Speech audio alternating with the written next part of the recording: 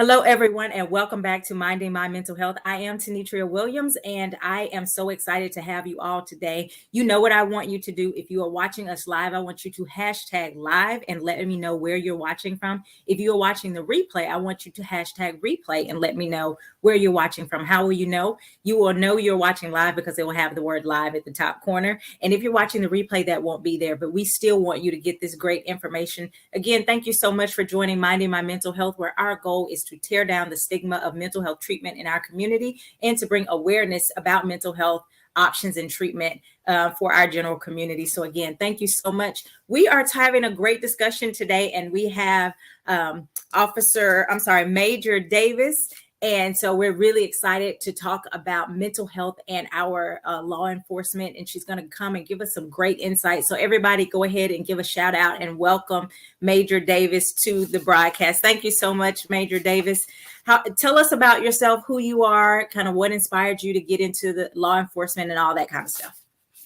Well, I am a 27-year veteran of the Little Rock Police Department. Thank you. I don't know what motivated me to become a police officer. I've always enjoyed helping people in their time of need. So that's one of my motivations for going into law enforcement. While on the department, I've worked in patrol. I've worked in the detective division in both burglary and juvenile and domestic abuse. I've worked in our internal affairs. I've been the public affairs officer. And now I'm doing 21st century policing, which, if you're not familiar with 21st century policing, it's a task force that President Obama created, and it tries to change the face of policing by getting community more involved, transparency, and one of the pillars of those 6 pillars that 21st century policing has is officer wellness and safety. So I am the division commander over our wellness unit. So this is very appropriate. Oh, awesome. Awesome. We got the right person for the job. It sounds like you had a lot of different experience in the police force. So you'll be able to give us a wealth of knowledge kind of from different perspectives and all that kind of stuff. So what are the requirements to become an officer? If someone says, I'm interested in that, or I don't know if I have what it takes, what kind of requirements are there? So all you have to have is a high school diploma or GED. So you don't have to have a college degree or anything. Mm-hmm. You go through the written testing process. There's a physical agility that's not very stressful or anything. And then we do a background check and you do interviews. So it's not very hard. Okay. So are there any type of mental health assessments that they have to go through, and how does that work? There are. Once you've passed the physical, the written, the background check, a part of the hiring process is to sit down and visit with a psychologist or psychiatrist. I'm not sure which one, but yeah, you talk to them. So this is trying on my mental. Oh man, I'm sorry. So, okay, whatever you did, if somebody else calls, just do that again. Okay.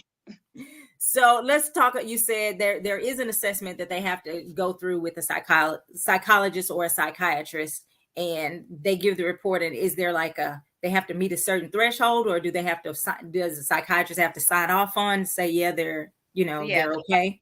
Yes, the psychiatrist has to sign off on it and say, our mental health is appropriate for being an officer. Okay, that makes sense. I know that this is, a high stress job. What do you see as officers' coping skills? Like, are they working out or going to therapy? Like, what do you see? Or is it something where it's like, we don't really deal with that, we just go in, just do the job? Well, as a division commander over the wellness unit, I have seen that officers do use our wellness unit. They've come in to talk about stress on the job and at home, anxiety. So one of the things they do is use our wellness unit to seek assistance with their mental health. Outside of that, I'm sure they have hobbies and take Yeah. vacations, things of that nature. But the department does have a division or unit Mhm. specifically to address the mental health of our officers. That's really good to know. How can you say, or how would you say that the community can support that what you saw, the 21st century? What can we do to support that? Just understand. Mm-hmm. Our officers are in a stressful situation. They go from Mm-hmm. call to call. They have to set aside the things that they have going on in their life and then pick up and try to handle someone else's problems. So, and I know many times when you come in contact with an officer, it's not a pleasant situation. Right. Just being understanding and knowing that the officer is doing the best that he can under the circumstances. Mm-hmm. One of the questions I have here is if officers are involved in a situation where there is a shooting or, just some trauma, they may even just walk up on a situation that's really traumatic to see. Is there a specific debriefing protocol or anything like that to help them to deal with the things that they have to see, in that situation? When we have an officer involved shooting, we put the officer on administrative leave because it is a critical incident or a Mhm. traumatic incident. And before the officer can return to full duty, he has to visit with our employee assistance program. So he has to go through some, I guess, some conferencing, some Mhm. talking to talk about the situation and make sure his mental state is in the correct place to come back to work because this is a Mhm. safety for the officer and for the public. So we do require them to visit our employee assistance program before they can come back to full duty. Our wellness unit is also available for incidents. We've had traumatic or incidents that officers have been involved in with the death of children and Mm. like that. So our wellness unit and our EAP are always open for those officers if they need to come in and debrief. So you talked about that President Obama initiated this task force and this kind of division. What was the path before that? Was it a different culture, or this was just something more, I guess, official? Well, with the Little Rock Police Department, and I'll say, scratch that. I know we're recorded. So, um, in the past, we've not had a wellness unit. So, this is something that's new under the task force. Hmm. And as far as helping officers with their wellness or mental state, I don't think it really existed before the task force or before 21st century policing. It was Okay. just cope the best way you can or seek assistance the best way you can. So this new division has really been something within the last, several years that has taken off. That's good. I'm really happy to hear that. Yes, yes. It was just, like I said, under Obama's administration. Hmm. So new, and our officers are accepting it, and they know that service is there for them. Hmm. So, is there any specific training for officers when they are dealing with someone when the other person is dealing with a mental health crisis? Maybe they are in psychosis or, something like that. Is there specific training, and do they ever bring on mental health professionals to pair with you guys? How does that work? So our recruits, our officers, go through crisis intervention training in rookie school. Some of our officers are, you'll see our officers will have a pin that says CIT train, which means Mm-hmm. that they have been trained in working with people that are going through a crisis. Now, not only am I the division commander over the officer wellness and safety, I'm the division commander over our community resource team, which is a Mm-hmm. crisis intervention team. We're paired with an officer, a social worker, and a paramedic.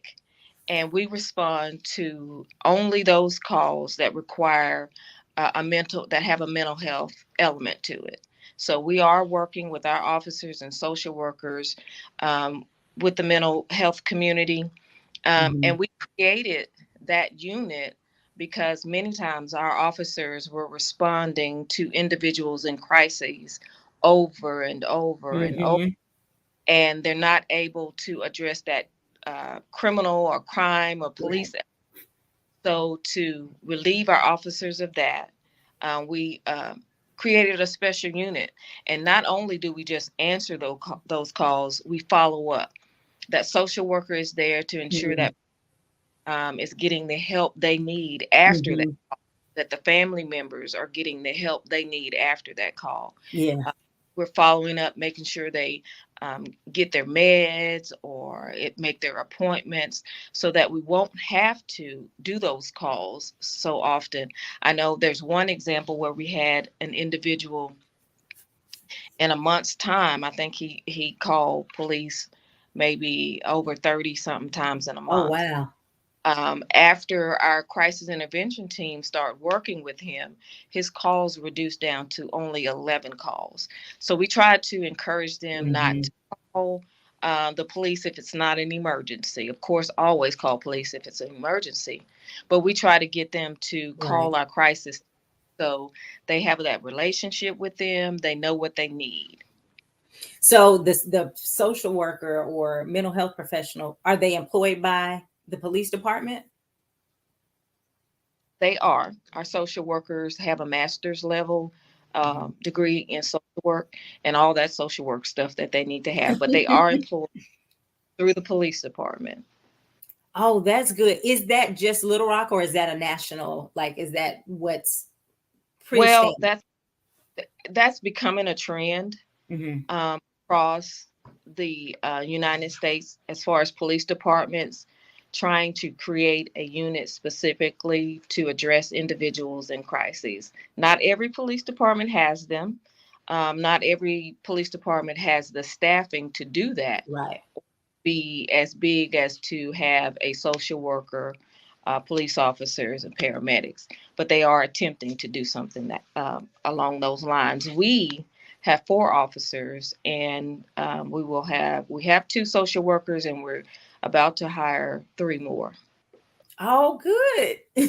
As a mental health professional, I love to hear that because I do think obviously we want to decrease as much as stress from the officer as we can, but also get people the appropriate help, Right, that's needed. And so I love that there is that community being created. And I know probably 2020 the talk was a lot of we got to do something different, all of those things. And right, so to hear that it wasn't just talk and there has been a lot of actual movement in that is really to me encouraging. And I appreciate it, and I thank you.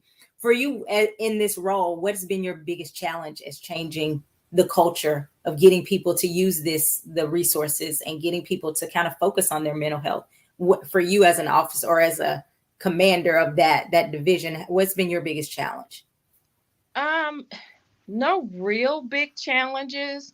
We just try to encourage officers to use our wellness unit. We encourage officers to use our employee assistance program.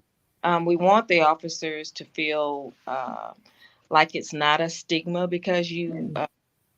are seeking assistance. We all go through stressors, we all go through things. So it's not really a challenge, but yes, it is. But we want to increase our numbers of officers Mhm. using the wellness unit. How would you say, just from what you've seen, officers? I know you see people coming in and using it. Do you see a lot of people still struggling with, yeah, it's good for him to do it, but not me, or kind of them Yeah, having a hard time defeating that stigma as well? yeah, it's somewhat difficult to defeat that stigma. And I say that because the numbers, I mean, Mhm. the things we do, the things we see, officers should be using our services on a regular, even if you Right. don't it. You may go Hmm. in talking and realize, hey, I do need this. Yeah. And we definitely, I always tell people it's not a weakness. It's not, it literally is just a safe place for you to be able to process those thoughts and those feelings. And I've worked with officers over the years who have either been involved with, maybe it was a shooting, or just like you said, the day-to-day stress of that job can be a lot. And so being able to really say, I need to take care of myself emotionally, mentally. Hey, it could just be you're going through a divorce, or your cousin is going through some, like family stuff. It may not even be necessarily job related, but it can still impact you in a high stress job. So yeah, thank you again. Um, Tell me about any misconceptions about being an officer. Sometimes people see, they see an officer and they think, oh, this is what it's like. What are some of those misconceptions that you think the community doesn't understand? Well, when I joined the police department, I joined to be a police officer, and that's all I thought I was going to do, police work. But a police officer sometimes is a mother, a Mm, father, a social worker, a counselor. There's a lot that an officer takes on, mm-hmm. responsible for making sure people are safe. And these are things that when we joined the police department, we didn't know we were going to have to know how to be a psychologist, or know how to be a worker, or know where to find these resources and give these people these resources. So not only when you become a police officer, not only are you answering calls for crime, you're taking on other Mm-hmm. duty and having to learn and know those resources to offer people who are in distress. Yeah. So Major Davis, what do you do to stay in a good place mentally? So I, like anybody else, life happens, death happens, Mm-hmm. children. So um, I've sought a counselor just to talk, Mm-hmm. and it's like I don't know what I want to talk about or what I need, but I'm here. So I just start talking. I also like to read. I like to exercise. I like to just sit and reflect. So those Mm-hmm. are things that I do. No, I think that's really wonderful, and I hope other officers are doing the same thing. Talking to a counselor, doing some things, some self reflection. I think again is really powerful. Sometimes it's not even self reflection; it's just reflections on life.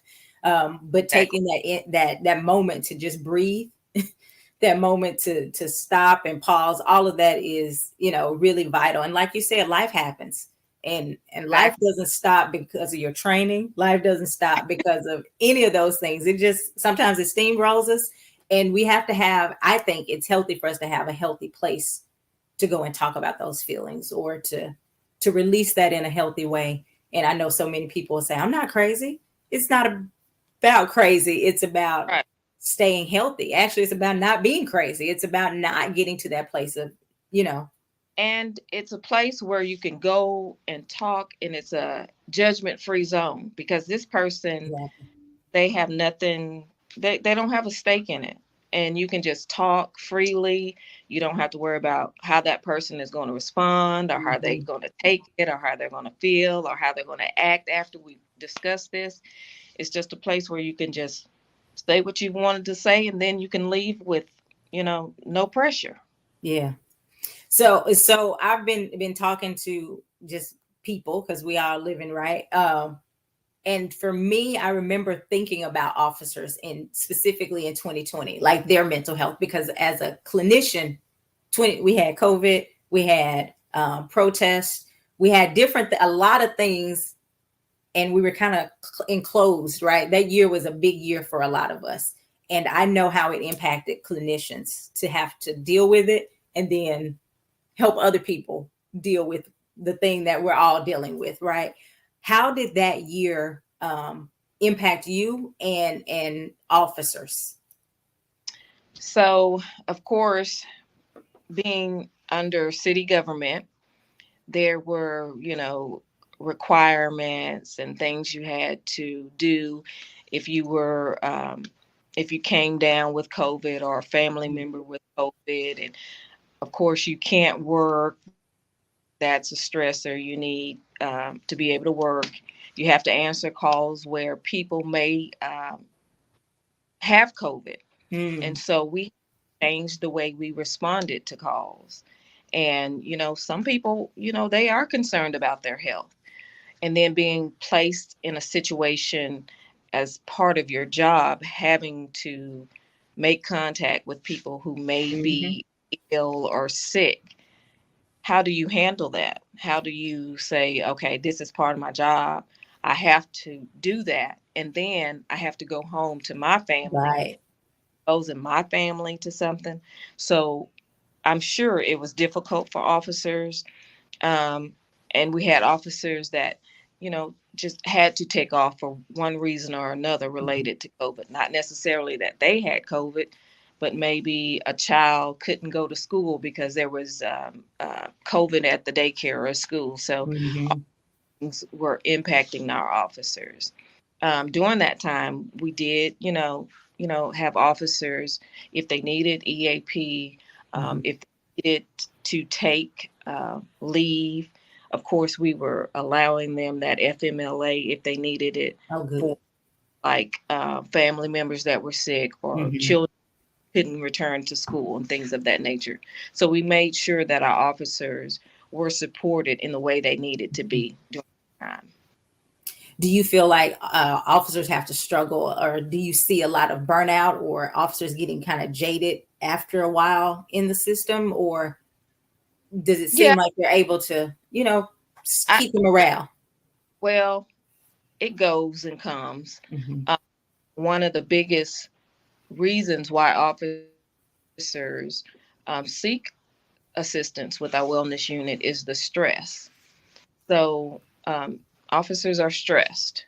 And so we have to come up with a way to help those officers alleviate some of that stress, but also, get the job done.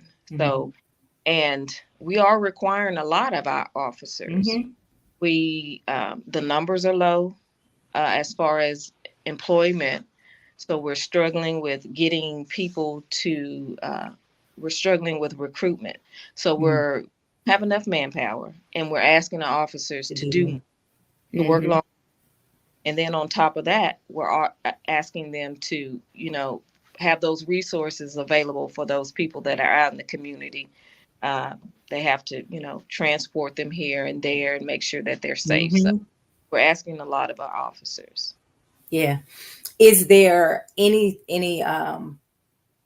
I guess funding to say we need to pay officers more, or more resources to say these are some things that we could do, or is it pretty much like this is where we've been and they're not talking about giving us any any extra funding to help Well, with recruiting and that kind of stuff? well, of course, we all want to get paid more. We all think we're underpaid. We need to be paid more. But we do. We have our negotiation uh, union, the FOP, and they negotiate for salaries and fringe benefits Mm-hmm. yearly with the mayor. So they know we're out there. They, on occasion, have public safety taxes, as you know, and a lot of people, that's probably getting into more than what we want to talk about with political stuff and public safety tax. But we do know that the public recognize that we need public safety, Mm-hmm. and some of them are willing to pay for that public safety. Yeah. And I do think that's important. We want to keep people safe. So I'm going to ask you something, and maybe slightly controversial, but when we talk about safety for our officers, and I do think that's again very important. What happens? We almost hear this: Black Lives Matter, Blue Lives Matter. When you hear those two phrases, when you hear Black Lives Matter, what comes to mind? What emotions arise when you hear that? I'm probably a different type of person. It's okay. You tell us what kind of person you are. That does not rile me. I'm like, I'm in the service. Uh, um, what's the word I want to use? I'm all about service and I'm about Mhm. mankind. So, uh, Black Lives Matter, White Lives Matter. I know people say that that's just well, all lives matter. They do. And my focus is on service. Mhm. So whatever I can do to provide a service to anyone, that's what I focus in on. So that doesn't get me riled up. Black lives matter and white lives matter and all lives matter. Service matters to me. Mm-hmm. Does that, well, let me go back. So when you hear Blue Lives Matter, what happens? Of course, I get proud because I'm a police officer. And, this is a stressful job. And Mm-hmm. without police, I know some people, they don't like police, but just Mm-hmm. think how things would be if you did not have police. People, they don't like police until they need the police. Right. And then they call the police and they want the police, to help. But if it's not the help that they need or that they want, then Mm-hmm. they're again. So of course, when I hear Blue Lives Matter, I'm like, yeah, my life does matter, and I'm not going to be everything to everybody, Mm-hmm. and I'm not this superhuman or this superhero. I'm just human, and so yeah, my life matters, your life matters, everybody's life matters. Did you see or do you see any strife within the department where there are people who are kind of more one or the other? I don't think so. Okay. Uh, I think it's more like a police brotherhood. So we're Mm-hmm. like, you know, no, I don't think that there's a divide. Yeah. Okay. Well, that's a good thing that there's together. Now, that other people, I guess, could say that that's part of the problem. They don't, other officers don't call out if they see something, blah, blah, blah. Right. How have you seen, or is there a specific protocol? How is it handled if you see someone being too forceful or whatever? Like what is that protocol to maintain the brotherhood and maintain, hey, I've got to have your back, you have mine, but also maybe you need to go talk to somebody in the wellness unit. So as police work, we have what we call our general orders, and it's like our guidebook to how we address different situations, Mm-hmm. how we're supposed to handle things. And as part of our general orders, we have a policy on a duty to intervene. And so if you see something that's not within policy or that is Mm-hmm. violating someone's rights, you have a duty to intervene. And if you do not intervene, there are consequences for you not intervening. So there are policies for our officers to ensure that we are abiding by what we need to. Yeah. Um, have, as you know, our officers have our body cameras. If someone files a complaint, we have that ability to go to the body camera and review the body camera, make sure that the officer was appropriate in what he's doing. We also have something that's called a 25% review, where we just go in and start reviewing the officer's body camera to make sure Oh, that they are answering calls the way they're supposed to be handling and them. this So is random, like yeah, we're just going to choose. Okay.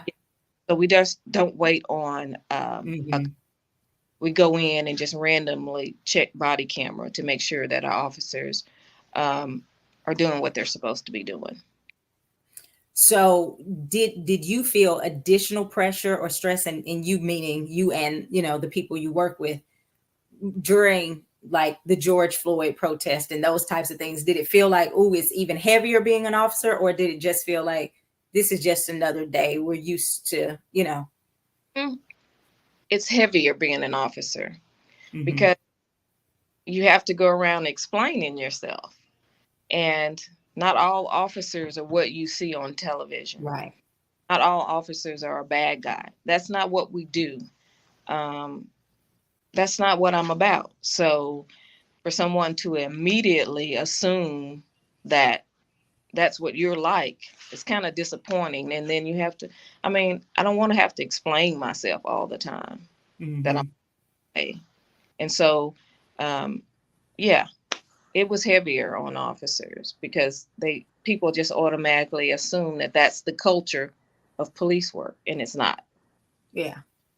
So for you as an African American woman, also as an officer, what would you say that we can do to kind of strengthen the relationship between African Americans and officers, whether those are black officers or white officers? I think it's just officers. How can we strengthen that relationship in your opinion?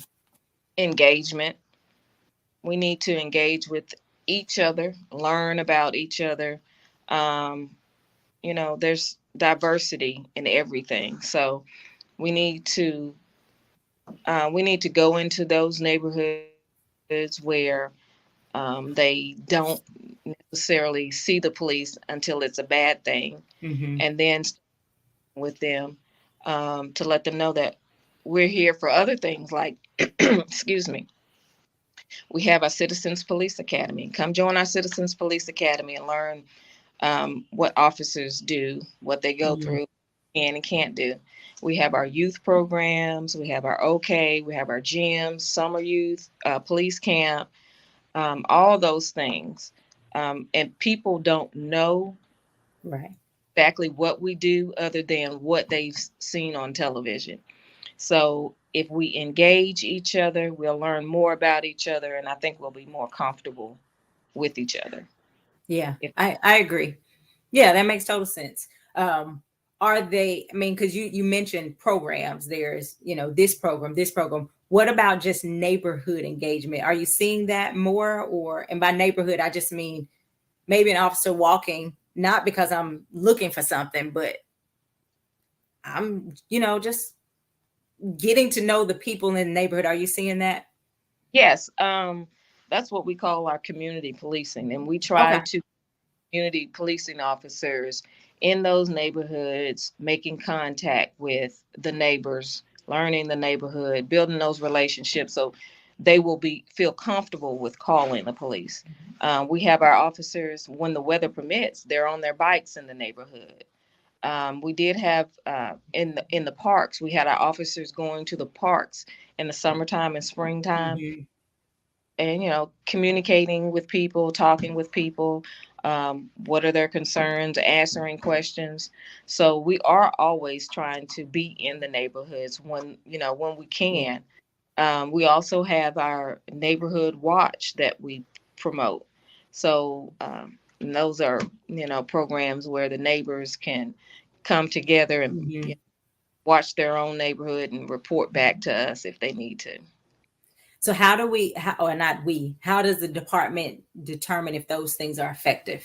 Like, what's the, I guess, metric or measuring stick of, Right. oh, since we've been doing this in this neighborhood, we've noticed this thing, or we've, how is that judged? Think we've measured that Mm-hmm. yet, other than the only measurement we've been doing is crime related. So we've decreased the number of car break-ins in a particular neighborhood, but that's not that engagement piece. Um, we want to change the perception of police, and so I don't think we've done a good job or we've measured Mm-hmm. actually how we are improving those relationships. That's one of the things that I want to do while I'm here at 21st Century. Mm-hmm. We have a team here from the Bill Clinton School of Public Service, and I've asked them to put together a survey of police perception. So I want them to survey individuals and Mm-hmm. get a perception of police. And then over a period of time of our, engagement, I want them to go back and see how that has changed. So hopefully we can do a better job at gauging uh, Mm-hmm. how we've impacted for the good in a neighborhood.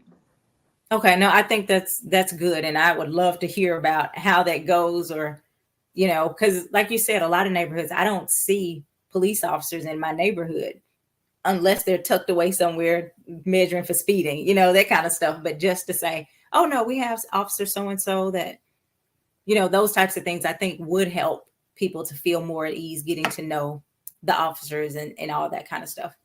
What from mental health professionals do you feel like you all need? Mm, I don't know. I can't answer that. Okay. Let's see. Being present, you know, Yeah, knowing what absolutely. they say to us and how to handle us, knowing, recognizing, and I'm sure you guys do recognize that everything that officers go through, that they see, that they take on. So I don't think I could ask for anything more that I know. Mhm. Okay. Um, you've mentioned that you've done really all kind of things in your career. You talked a little bit about the juvenile piece. How long were you in that space? Maybe 2 or 3 years. I was a juvenile detective. And how is that different from, I guess you'd say, adult law enforcement? Of course, you know, there are different laws that apply to juveniles. But one of the things that you think about when I first went into the juvenile division, I was not aware of the amount of crime committed against juveniles. And so, Hmm. eye opening. And then you have to, you know, you have to be a strong person because you have these children and they can't protect themselves. And you have to be that protector for them. So that's something else that you know hangs on your mental because you're thinking about, oh my goodness, these types of crimes are happening to children, Hmm.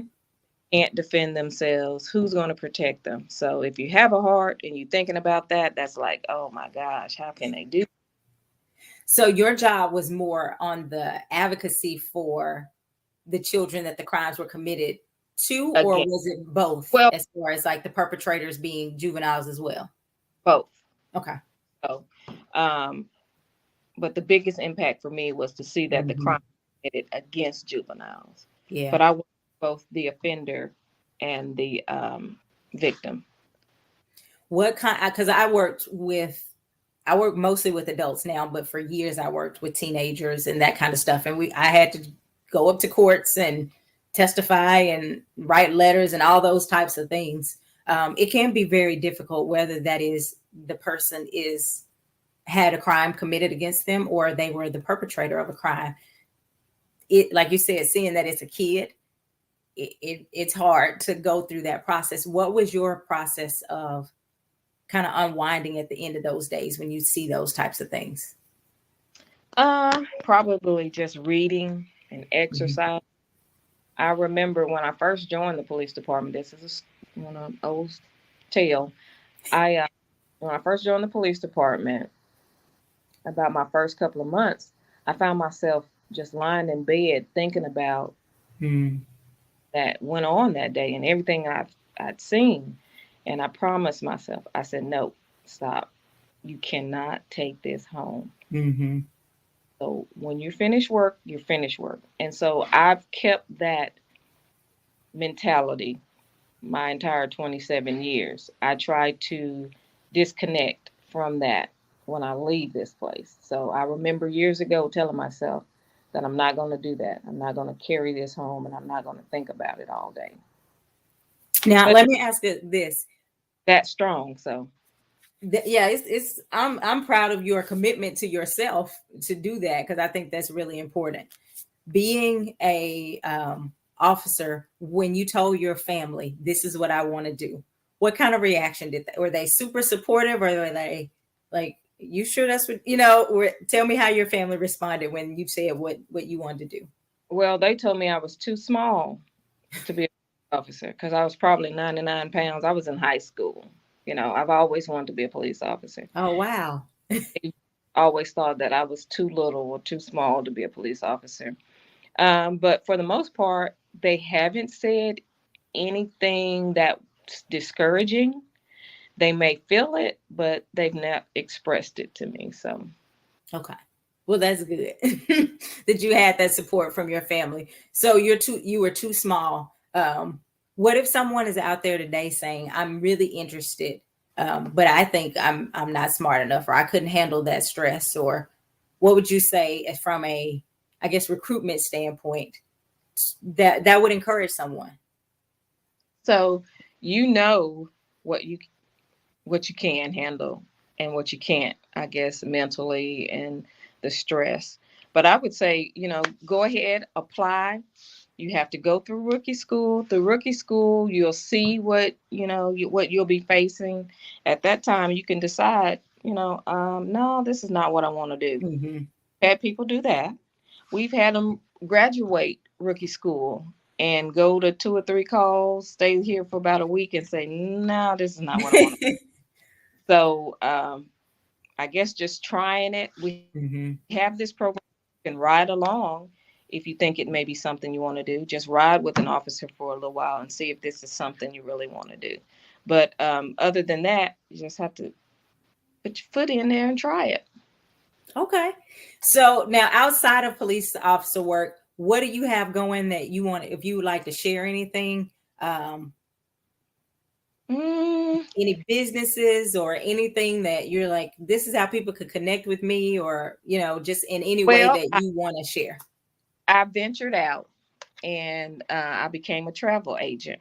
Now, Okay. what travel agent? I don't know if I did it for the perks for myself or to help other people with their travel, but I do have a travel agency, Lady Blue Travel. Um, and I'm on Facebook, Lady Blue Travel. So I do that um, to, give me something to do that's not police work, give my mind something else to do.